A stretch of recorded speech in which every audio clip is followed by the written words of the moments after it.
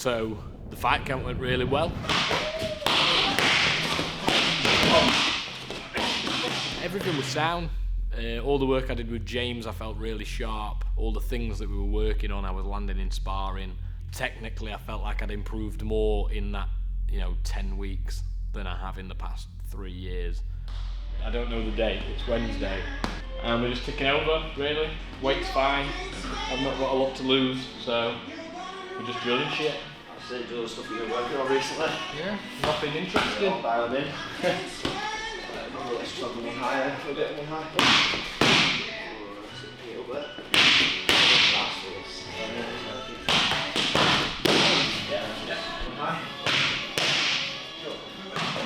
So my main goal working with James, he's very good at putting pressure on people. My downfall as a fighter has always been that I'm easy to pressure. I've always gone on the back foot, and it makes fighting a lot harder. So the whole plan was forward, forward, forward, but forward with power, forward with tenacity, forward with pressure, essentially trying to make the opponent crumble.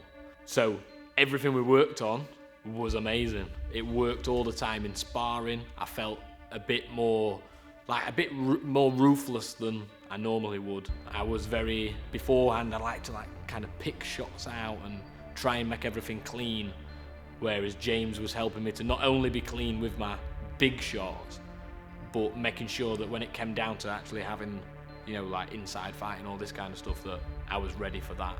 I genuinely don't think I could have got that much better without him. He's very smart at little tiny things. Like, within a half an hour of doing some liver shots, he changed the entire way that I threw a punch, which then, when it came to sparring, I was landing all the time. So, yeah, genuinely think that it was the best choice I made in the entire fight camp. I think training with James definitely brought me on, and has actually taught me a lot about the way I coach, and has brought me on both as a coach and a fighter, and as a teammate as well. So I can't thank James enough. He was there both personally and as a coach. Other leg for me, T. I didn't. Please don't want T. Why? Do you know what you can call me? What? You can call me TT Rockstar. What is T? Do you mean T? TTRS. TTRS, not TT Rockstar. Call me TTRS. Can you just do your drill? TTRS. Do a drill, yeah? TTRS is the new one. Welcome to Fight Week. He means welcome to the best world. There we go. The what? The best world. The best world? Yeah, Just do your drill, man. I feel alright. These lot doing my head in. Now call me TT. Or TTRS. I can just give you burpees if you want. Yeah. Come on, crack on. I feel okay. On the end, yeah? So, I'm landing the leg in front, which means what? You have to keep on. Good, why do I have to? Well, it's not that I have to, but it's ideal that I do. Why should I keep attacking? Yeah, because if I land in front... So running a gym and getting ready for a fight and running a fight show and running a business is very difficult.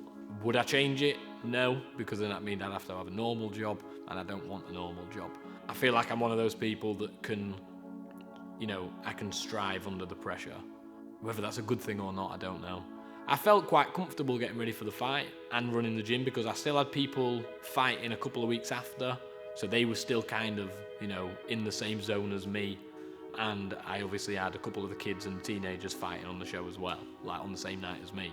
So it is hard, and it's hard just running the gym by itself anyway, getting everybody else ready for fights. But all I had to do was just make sure I was selfish. So like during the day, that's when I'd go and do my training. I'd do my weights, I'd do my training with James, and then on an evening, if I wasn't up for it, or if I'd already done 2 sessions, or I'd already done a really hard session, I could have that night to just coach. It was difficult, but it was worth it, because I got to level up with everybody else, and I think it did everybody else good seeing, the coach leading from the front.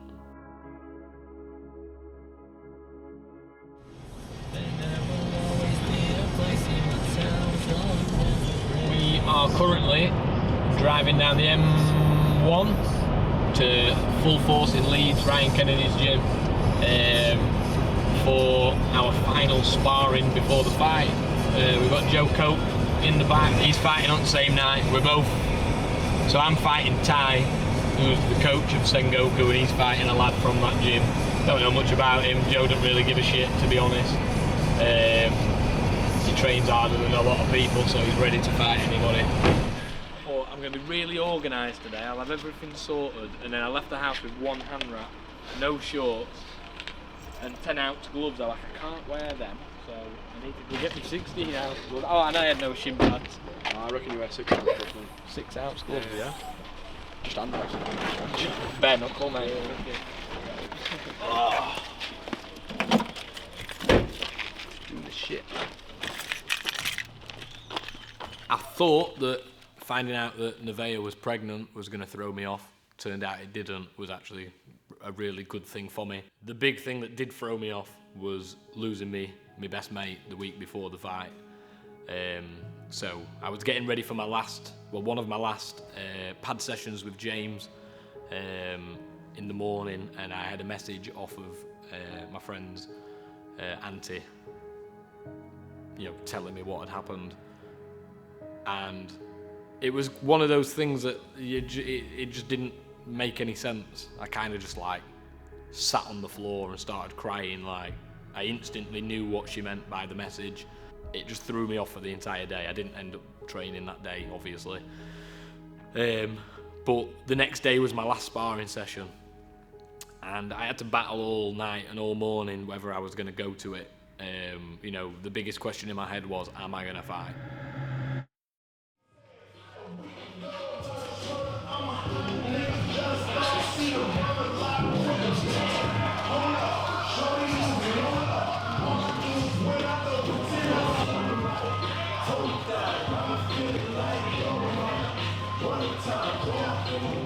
So, Mike, Connor, Abby and Jack are all fighting next weekend. Joe.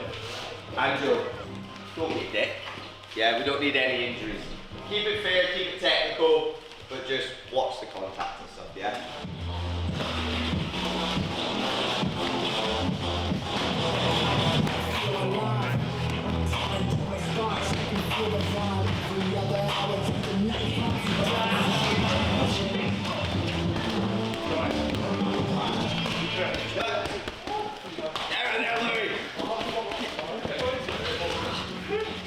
So I was debating whether to do that last spar or whether I was okay, and I did it, and I'm glad I did it. I think I looked well.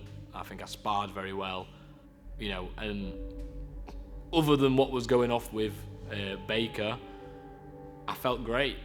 In terms of actually having a fight, I felt really good. I was still fit. I was still training, so it was just a bit of a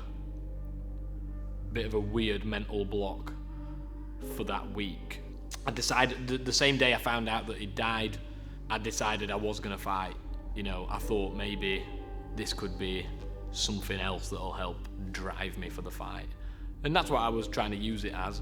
But it was a very weird week of ups and downs, random things that week of music and random songs that had come on, I'd think of him.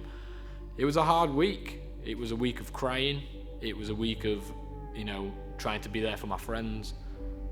It was a week of still trying to be focused enough on a fight that I'm going to get in there and do the business. Now, that was my choice to do the fight. So, with the circumstances I had, I can't use that. It can't be an excuse as to what happened in the fight. It was my decision to do the fight, and that's the be-all, end-all. There's a lot of people that don't take accountability, and I won't be one of those people.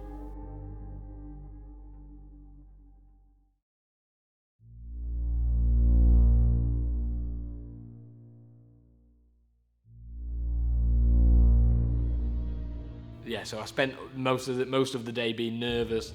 Once we were at the venue and James turned up and my dad started wrapping my hands, I felt good. My dad's good at that.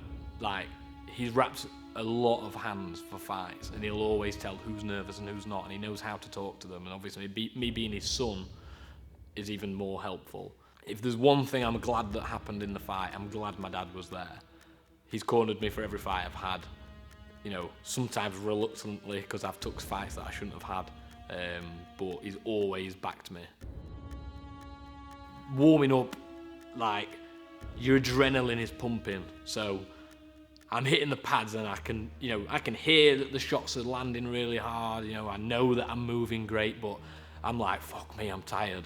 But I knew that tiredness was just adrenaline. That's all it was. Like, you're going up and down and up and down and up and down. I've cornered 3 fights that night as well, which I needed to, because I needed something else to focus on. If I'd have just been sat stewing in the back, I think I'd have probably lost my mind. Yeah, walking, getting ready for the fight, when we're waiting to walk out, I've got a serious face, taking some big breaths, and then the second my music started, I just smiled. I was like, this is what we're here for.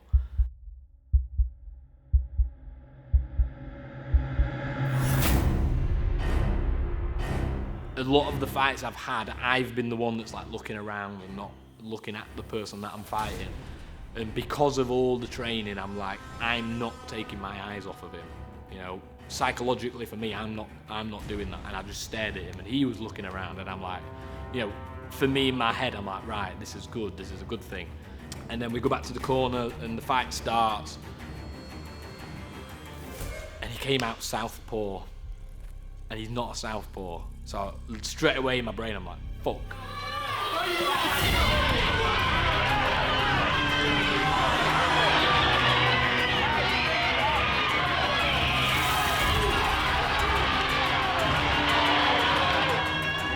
I think about halfway through round 1, he hit me in the chest, properly just took the wind out of me, so I just sat down, took the 8 count. I was hurt, but not enough to fucking finish the fight.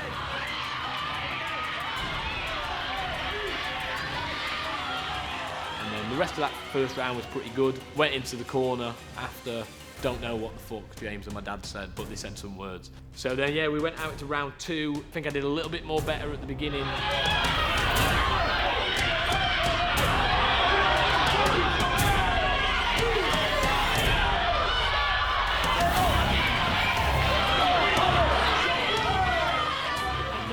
He hit me with an uppercut and I kind of like fall in slow motion to the floor.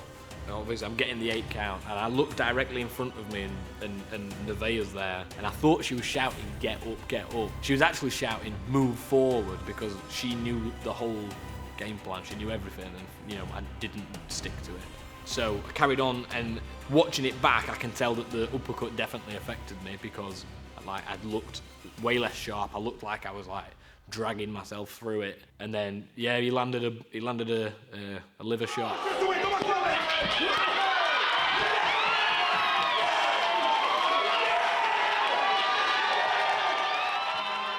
That ended the fight. It is what it is. It hurt like hell. Really devastated. Everything that I'd done for that 3 months was for that moment, and I failed. But it's okay, because in the grand scheme of things, it doesn't mean anything. It really doesn't mean anything. Everything that's happened with Baker, shit like that matters.